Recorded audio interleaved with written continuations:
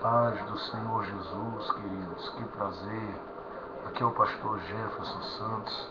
É uma alegria maravilhosa poder estar aqui para compartilhar da palavra de Deus com você. Que o Senhor possa te abençoar, que o Senhor possa te renovar, que o Senhor possa te instruir e que você obtenha grande crescimento com o estudo e meditação da palavra de Deus. Eu quero convidar você para ler o texto da Bíblia Sagrada, Evangelho de Jesus, conforme escreveu Lucas, no capítulo de número 7. Capítulo de número 17, versículo 7, melhor dizendo. Lucas capítulo 17, verso de número 7. Diz assim: Quem de vós, tendo um servo que ara ou apacenta o gado, ao voltar ele do campo lhe diz: Chega-te e senta-te à mesa, e antes não lhe dirá: Prepara-me algo para cear, cinge-te e serve-me, até que tenha comido e bebido, e depois disso tu podes comer e beber. Acaso dá graças ao servo, porque fez o que lhe fora mandado? Penso que não. Assim também vós, quando haverdes feito tudo o que vos foi ordenado, dizei: inúteis somos, pois fizemos o que devíamos fazer. Que palavra maravilhosa de ensino da parte do Senhor Jesus. Queridos, este capítulo 17 de Lucas é extremamente profundo, porque aqui está o resumo das doutrinas bíblicas ou dos maiores ensinamentos que Jesus pôde compartilhar o coração de seus discípulos e das pessoas que o ouviram. Porque neste capítulo 17 Jesus fala da importância e do valor do perdão. No capítulo de número 17, o verso de número 3 e 4, ele diz: Tende cuidado de vós mesmo, se teu irmão peca, repreende-o, e se ele se arrepende, perdoe-o. E se peca contra ti 7 vezes ao dia e volta a ti 7 vezes ao dia, dizendo: eu me arrependo, perdoa-lhe. Jesus fala do valor de perdoar, o valor do perdão. Em segundo lugar, Jesus fala também sobre gratidão, do capítulo 17, verso 11 até o versículo de número 19, ele fala justamente do valor da gratidão. E no capítulo de número 17, a partir do verso 20, ele fala sobre o valor da preparação para encontrar-se com o Senhor. E ele diz no verso 20 e 21, perguntado pelos fariseus quando poderia vir o reino de Deus, respondeu-lhes e disse: o reino de Deus não vem com aparência exterior, nem dirão: aqui está ou ali está, porque o reino de Deus está dentro de vós.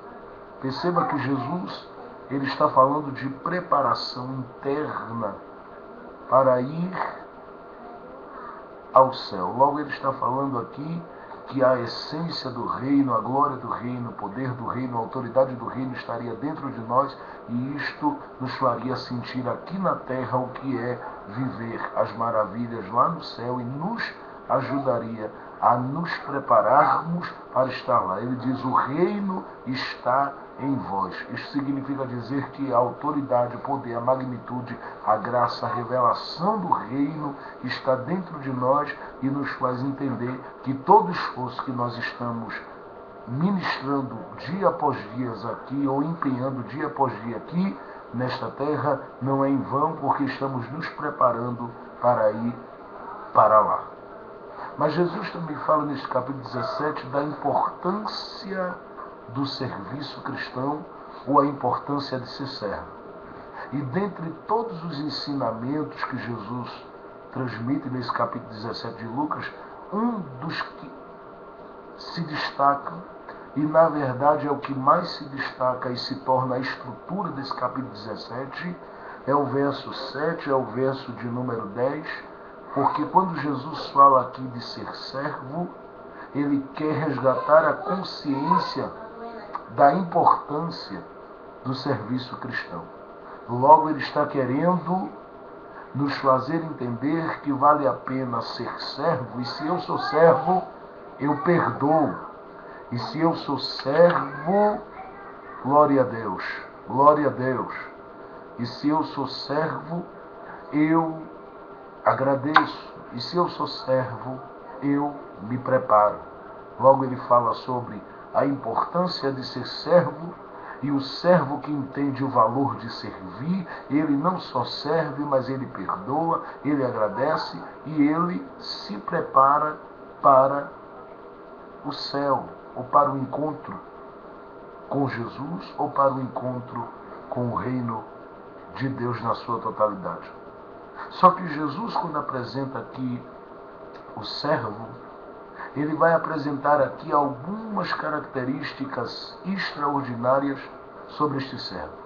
Porque Jesus já começa dizendo: quem dentre vós, tendo um servo que ara o campo, trabalha no campo e cuida do gado, ao chegar no seu habitat, ele vai em si vão convidá-lo em si para vir para a mesa. Jesus diz: nenhum de vós fará isto. Porque, na verdade, quando o servo vem do campo, ele vem cansado, desgastado e extremamente suado. Na verdade, Jesus vai começar a atuar, ou na verdade manifestar para aqueles que o ouvem, a graça de ser servo. E ele vai fazer algumas considerações valiosas e importantes acerca do servo. Logo ele fala em primeiro plano que o servo, ele tem um senhor.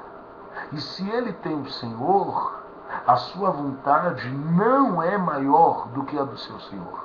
Os seus desejos não são maiores do que o do seu senhor. Os seus projetos não são maiores do que o do seu senhor. A sua chamada não é maior do que a do seu senhor. A sua vocação não é maior do que a do seu senhor. Aquilo que o seu senhor estabelece para ele, na verdade, prevalece como a única coisa que o servo vai querer que se cumpra na sua vida, simplesmente porque ele entende que quem manda, quem direciona, quem dirige, quem controla e quem ordena todas as coisas na sua vida é o seu Senhor. Uma segunda verdade é que Jesus vai mostrar que este servo desta parábola, porque apesar de não parecer, mas é uma parábola, ele vai mostrar que este servo, ele tem um cenário de atuação. Ele começa no campo e quando chega onde está o seu senhor, em vez de convidá-lo para a mesa, diz assim: troca de roupa, vai para a cozinha, eu estou contextualizando, e prepara-me aquilo que eu quero para comer e para beber. Percebam que Jesus, na sua sabedoria extraordinária, ele vai nos mostrar que Deus conta com pessoas que entendem o seu cenário de atuação e que sabem qual a sua área de trabalho, mas também não se negam diante do seu Senhor em atuar em várias áreas, se assim o seu Senhor determinar. Porque, na verdade, o servo atua no campo, cuida do gado, mas quando chega, ele se dispõe a atender o pedido, a ordenança, a direção do seu Senhor em ir para a cozinha. Logo, ele está apto para trabalhar no campo e trabalhar na cozinha, como cozinheiro, preparando a comida, preparando a bebida para o seu Senhor desfrutar. Então eu considero isso aqui maravilhoso. Por quê? Porque quando Jesus ele vai mostrando este servo atuando no campo, ele mostra que ele sabe atuar em público, que ele sabe lidar com muitas pessoas, com vários olhares, com pessoas que estão lhe observando, lhe analisando. Mas Jesus também vai mostrar esse servo não somente atuando no campo, mas ele vem para o lugar secreto, onde os olhos da multidão não o encontram, a não ser os olhos daquele que vive e reina e que é o Senhor deste servo. Logo Jesus vai mostrar que este servo, ele tem alguém que está interessado que ele atue no campo e saiba valorizar a oportunidade de ser pastor no campo, de ser cantor no campo, de orar no campo, de ministrar no campo, de pregar no campo, de ensinar no campo, de ser um grande professor no campo, mas também ele quer que este homem seja grande na cozinha da oração, na cozinha da meditação na palavra, na cozinha do estudo da palavra, na cozinha da intimidade com Deus, na cozinha do relacionamento com Deus. Na verdade, Jesus mostra que este servo ele tem que saber atuar diante das multidões, mas todos os dias tem que saber atuar diante dos olhos apenas do seu Senhor, que o observa entre a cozinha e a sala, entre a sala e a cozinha,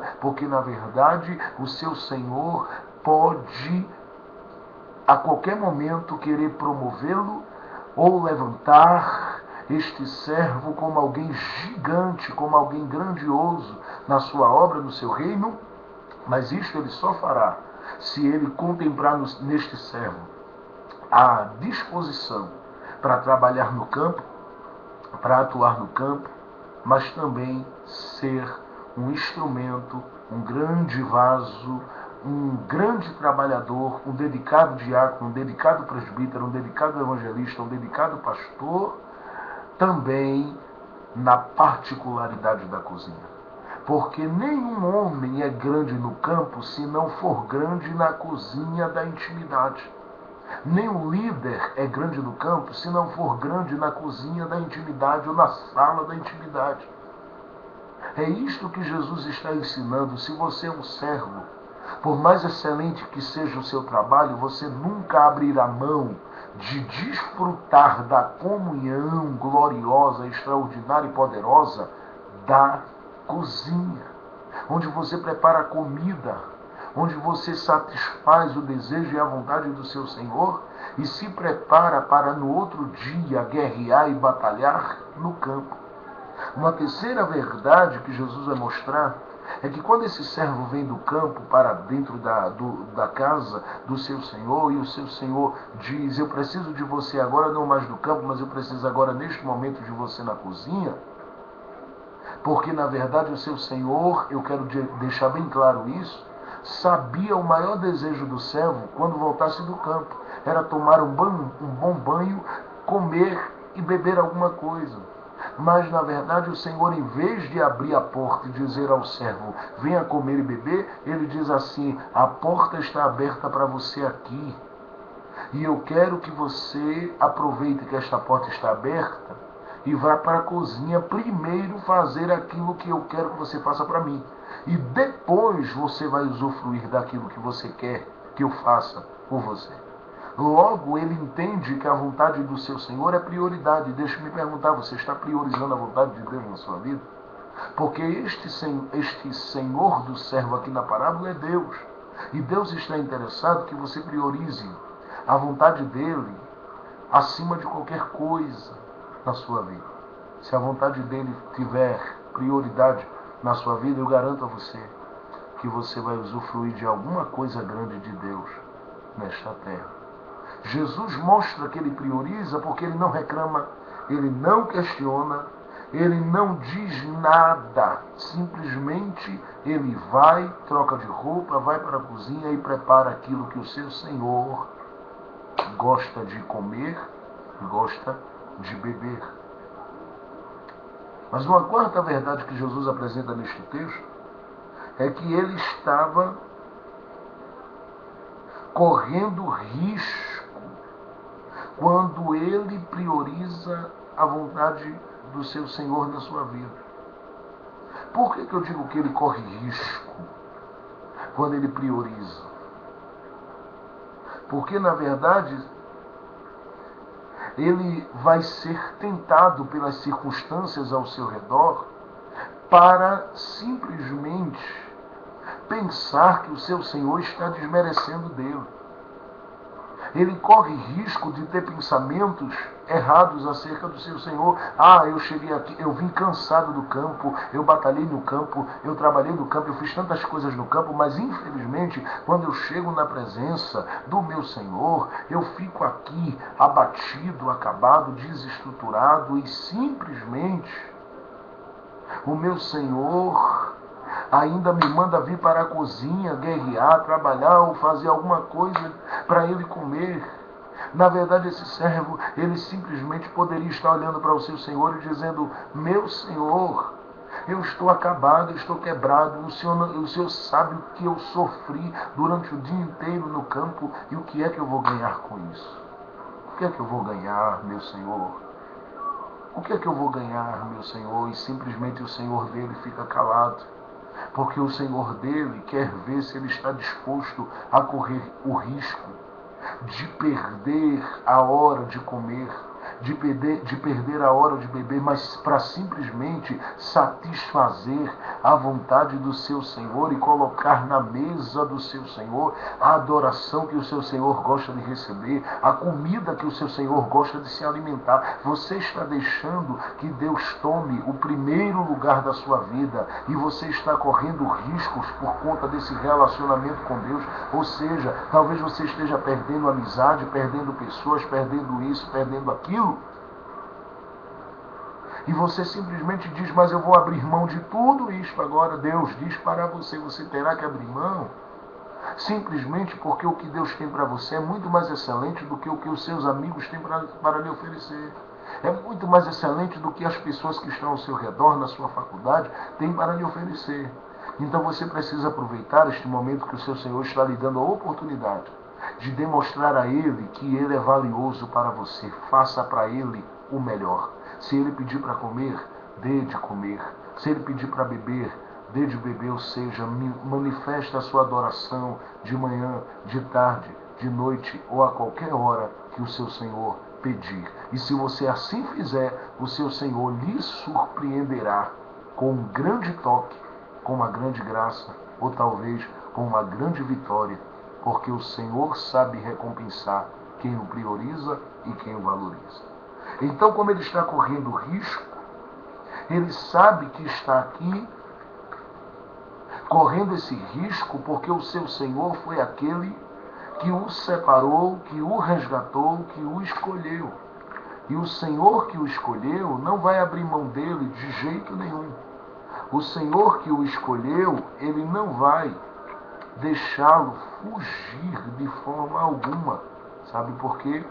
O Senhor desse servo, ele tem projetos com ele. E o Senhor desse servo sabe o valor que este servo tem. Então ele vai e diz assim: eu vou deixar que o meu Senhor se sinta honrado por mim. Eu vou deixar que o meu Senhor se sinta reconhecido, se sinta valorizado, se sinta glorificado pelas minhas atitudes. Eu estou correndo o risco de perder a amizade de muita gente, de perder até a minha hora de comer, de perder a grande oportunidade da minha vida, mas se é para que o meu Senhor seja glorificado, eu não vou abrir mão disto. Aí ele para simplesmente para fazer essa análise. Por quê, pastor Jesus? Porque ele sabe que o seu Senhor estabeleceu com ele uma aliança, um pacto. Esta aliança foi estabelecida quando o seu Senhor o resgatou. O seu Senhor pagou um preço por ele.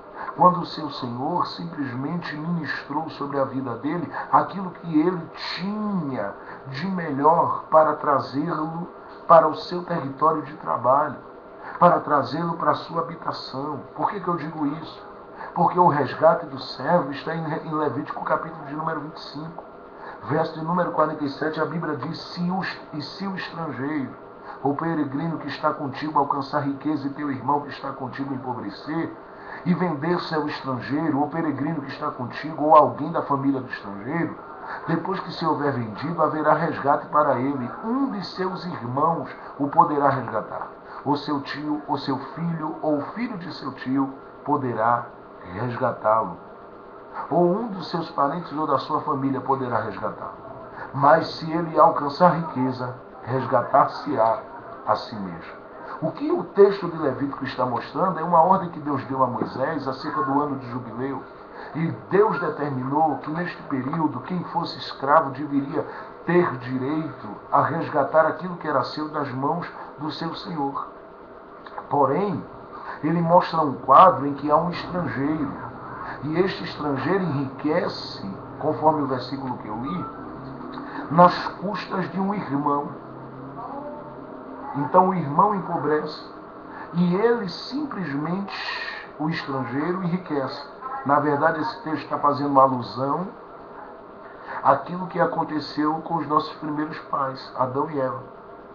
Eles simplesmente eram os grandes líderes daquele jardim. E eles simplesmente abriram uma lacuna, um espaço, para que o estrangeiro penetrasse lá e conseguisse roubar o que era deles. Logo, em vez de serem senhores do jardim, eles se tornaram escravos. Eles se tornaram servos da situação. Mas o Senhor deixou dito através de Moisés que havia um direito de resgate. E esse direito de resgate é manifesto em Gênesis 3,15, quando o Senhor disse que da semente da mulher nasceria alguém para esmagar a cabeça da serpente, ou seja, do estrangeiro, para vencê-lo, para poder triunfar sobre ele. E por que eu digo isso? Porque simplesmente alguém poderia resgatar o servo que perdeu tudo, mas este alguém que poderia resgatar, ele na verdade não é um primo, como o texto diz assim, o primo poderia se levantar. Um tio poderia se levantar. Qualquer parente mais chegado poderia se levantar. Mas o texto não mostra que o parente se levantou. Até porque para o resgate de Adão e de Eva e da raça humana, não poderia ser um primo, não poderia ser um tio, não poderia ser qualquer parente. Tinha que ser o irmão mais velho chamado Jesus. Ele veio para resgatar. Só que no resgate deste servo da parábola, Jesus está ensinando que o preço que foi pago foi para que o servo, conforme a lei, passasse a servir ao seu irmão mais velho para sempre. A aliança não poderia ser quebrada ou rompida. Havia uma possibilidade do servo ser resgatado se ele alcançasse riqueza, mas ele não tinha força para isso. Porque ele perdeu todo o direito, todo o domínio do Éden, todo o domínio do jardim. E a Bíblia diz que ele foi lançado fora de lá, ou seja, ele não tinha como alcançar riqueza, nem como triunfar para pagar a sua dívida. Mas o irmão mais velho veio, oh glória a Deus, chamado Jesus. E ele pagou este preço por mim, ele pagou este preço por você, para o nosso resgate. E ele nos resgatou dos nossos pecados, das nossas falhas, para que viéssemos a ter ou construir entre nós e ele uma grande aliança, uma grande ligação, uma grande intimidade, uma grande comunhão. Então, quando esta aliança foi estabelecida, esta aliança, na verdade, era um pacto do Senhor com o servo e do servo com o Senhor. E neste pacto, o Senhor do servo queria que ele simplesmente lhe prestasse, em primeiro lugar, obediência. No capítulo de número 26 do livro de Levítico, o verso de número 3 até o verso de número 10, o texto sagrado diz que há promessas para a obediência. O texto diz: depois oferecerá do sacrifício pacífico a oferta queimada ao Senhor. Aliás, capítulo de número 26 do livro de Levítico, verso de número 3 diz assim: guardareis os meus sábados e reverenciareis o meu santuário. Eu sou o Senhor. Se andares nos meus estatutos, aqui está o verso 3. Se andardes nos meus estatutos e guardardes os meus mandamentos e os cumprirdes, então eu vos darei as chuvas a seu tempo, e a terra dará sua colheita, e a árvore do campo dará seu fruto. Perceba que há promessa de abundância. E as promessas começam por aqui, verso 6. Também darei paz à tua terra. Verso 7. Perseguirei os teus inimigos. Verso 9. E para vós olharei, ou seja, terão a minha atenção.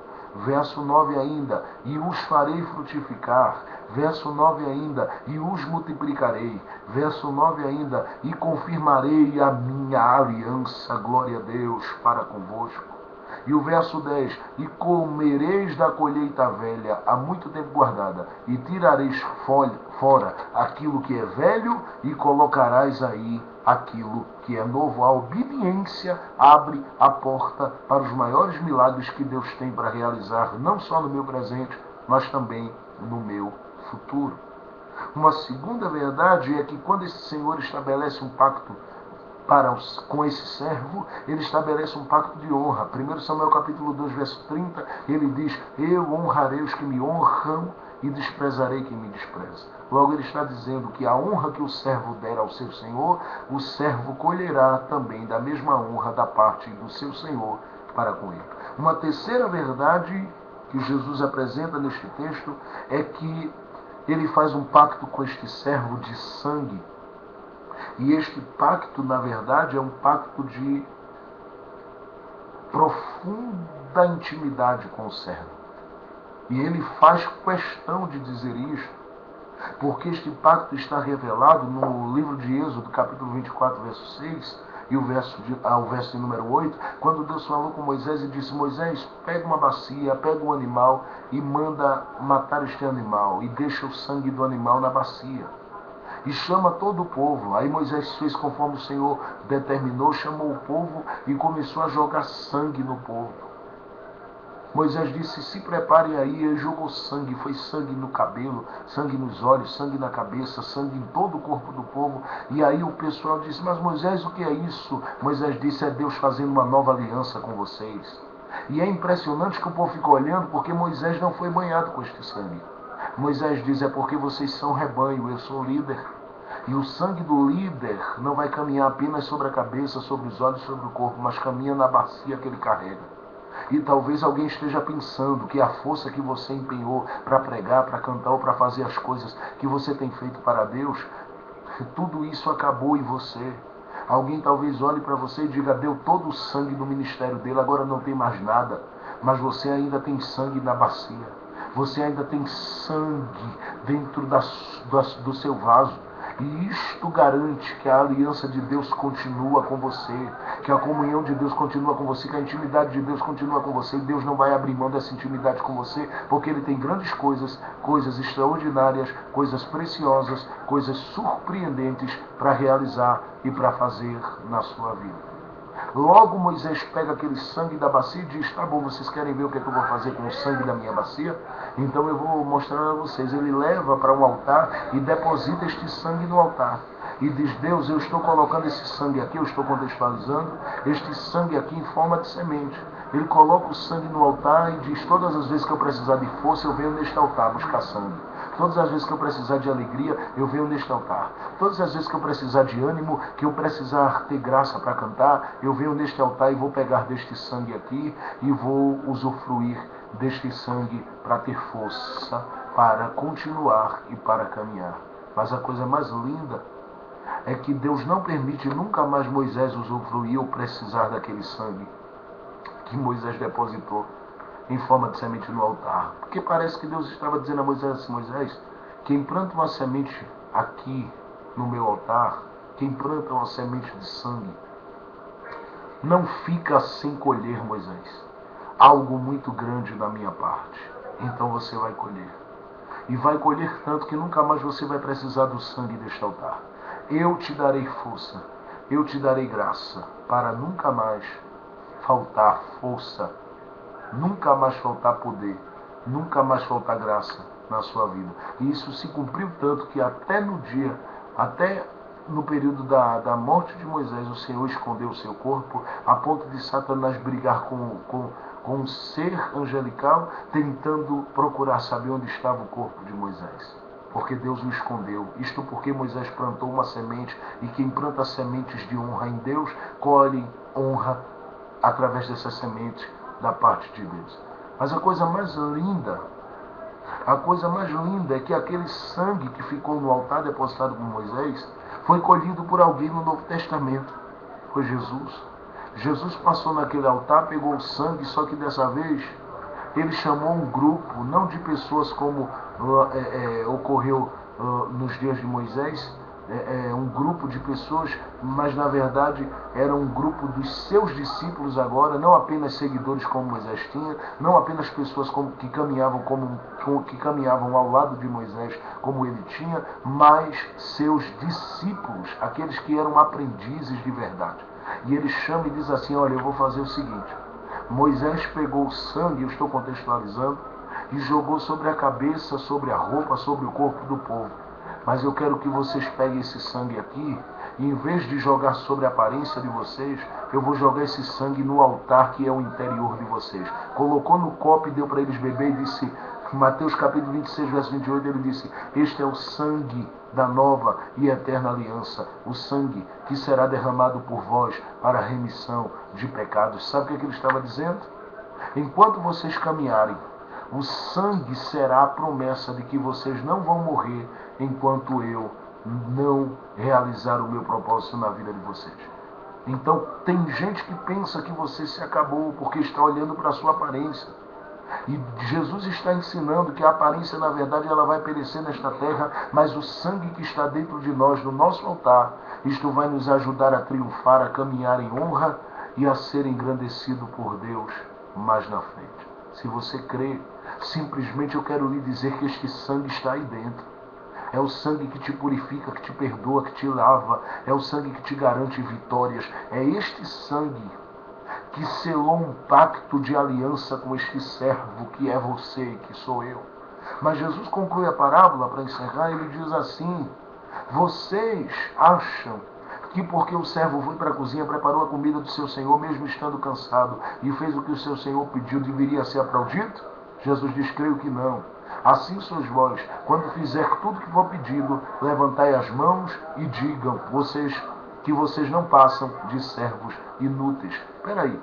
Se você faz a vontade, espere aí. Se você faz a vontade de Deus, se você honra a Deus, no mínimo, você merece reconhecimento. Não só de Deus, como das pessoas. E Deus sabe reconhecer. Mas Jesus estava apenas ensinando que aqueles que fazem para o seu Senhor devem ter a consciência que o que fazem nada mais é do que uma manifestação de gratidão. Por quê? Porque simplesmente tudo que você faz é algo muito insignificante, pequeno, diante daquilo que o seu Senhor já fez por você. Então eu quero, através desta ministração, incentivar você a continuar fazendo para o seu Senhor o melhor. A continuar se dedicando, porque o seu Senhor depositou o sangue dele sobre a sua vida e dentro da sua vida, para você usufruir deste sangue eternamente, para que você não morra, para que você não pereça, mas tenha a vida eterna. Então aproveite e deixe este sangue jorrar através das palavras da sua boca e gere vida para outros servos, para que eles sejam resgatados, para que eles sejam comprados e o nome do Senhor possa ser glorificado. Mas deixe-me aplicar: você não é servo inútil porque o seu Senhor desvaloriza o seu trabalho. Você é servo inútil porque tudo que você fizer ainda é pequeno diante do que o seu Senhor já fez por você. Eu quero orar pela sua vida. Pai Santo, obrigado por essas pessoas que me assistem, que me ouvem. Que o Senhor os abençoe, lhes dê uma noite de paz e uma semana maravilhosa na tua presença. Glorifica o teu santo nome e manifesta a tua bondade. É o que eu te peço e já te agradeço, no nome poderoso de Jesus. Amém, amém e amém. Que o amor de Deus, a graça de nosso Senhor e Salvador Jesus Cristo, a doce consolação do Divino Espírito Santo seja com todos vocês agora e para todos sempre. Todos digam amém. Deus abençoe, no nome de Jesus. Um beijo para o pastor Jefferson e da nossa família, missionária Lucivânia, minha filha Laura. Que Deus abençoe a todos os amigos que têm nos acompanhado. Se você quiser aí nos adicionar no Face, Jefferson Santos Conferências. Seja muito bem-vindo à família de Deus. Se você não é evangélico, eu lhe convido a se render aos pés de Jesus, porque Ele tem uma obra na sua vida, na sua família e na sua casa. Um grande beijo, a paz do Senhor Jesus.